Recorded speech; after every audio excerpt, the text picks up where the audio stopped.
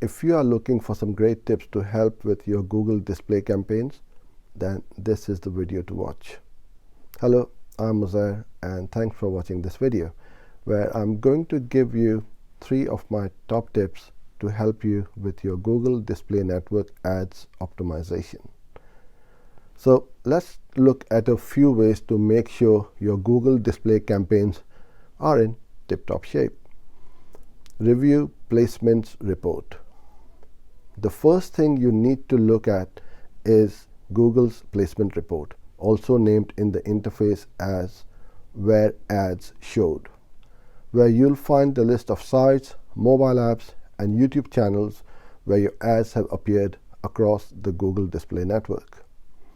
By reviewing the placements report, you can help save budget by excluding placements with poor performance and identifying top performing URLs, which you can then add as managed placements. I'll talk about that in a moment. You can access this report by going to Placements and then choosing Where Ads Showed in the left navigation bar. Another easy way to sort the data is by order of highest spending or highest converting placements first. So it's easy to review top of performers. You might also want to quickly identify poor performance. All you do is use the filter function to find the URLs with high impressions but no conversions, or high cost with no conversions.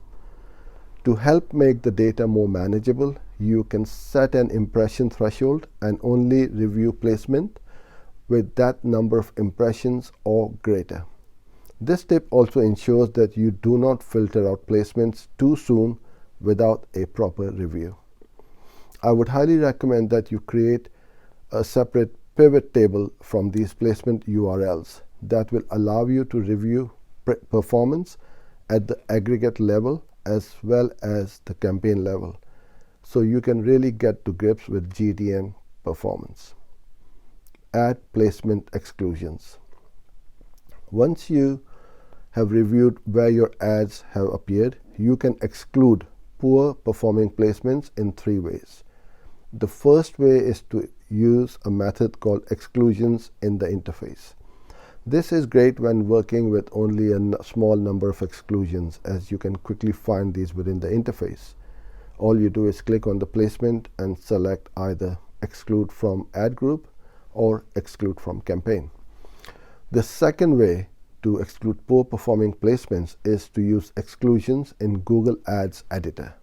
This is a much better way of excluding if you have a lot of exclusions to do, as you can upload these in bulk from Google Ads Editor. But you will have to separate out the URL, mobile app, and YouTube exclusions, as these are separate exclusion types within Google Ads Editor. For URLs, you can do this by going to Keywords and Targeting and then choosing Placement Negative. You can then upload the placement URL column and, if needed, the campaign and ad group columns. For YouTube exclusions, whether it's by channels or videos, you will need to upload exclusions separately by either choosing YouTube videos negative or YouTube channels negative within Google Ads Editor.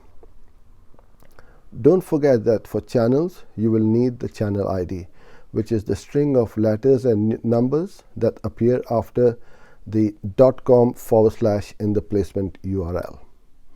The third way of dealing with exclusions that I'm going to recommend is by using Placement Exclusions List, which you can create within Google Ads Editor.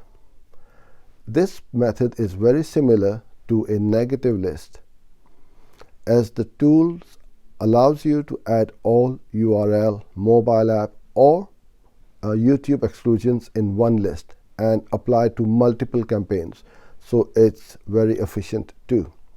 I found that if there is an underperforming YouTube channel or video in one campaign, I want to make sure that the same placement is stopped from reappearing in my other campaigns, because clearly that placement is not working for me. In my opinion, this is the most efficient way to remove low performing placements like let's say YouTube Kids channels across your whole account. You'll find and be able to create placement exclusion lists under Tools and Settings, then Shared Library. Once you've created your list and applied it to all the necessary campaigns, I recommend you use the Upload a List bulk upload function to speed things up. And don't forget to drop in the list of URLs and the type of placements you want to exclude. So, for example, it could be kids YouTube channels or sites and channels for brands that are a little risky and you prefer to stay clear from, or even unrelated placements that just don't match your target audience. You might also want to stay clear of any sites that are not .com, .net, .co.uk, and etc., as other endings often spammy and you'll just end up wasting your budget. I hope you managed to pick up some useful tips about how to review the placement reports and how to add placement exclusions, and enjoy putting them into practice. Thanks for watching this video, and I look forward to seeing you in my next one. Bye for now.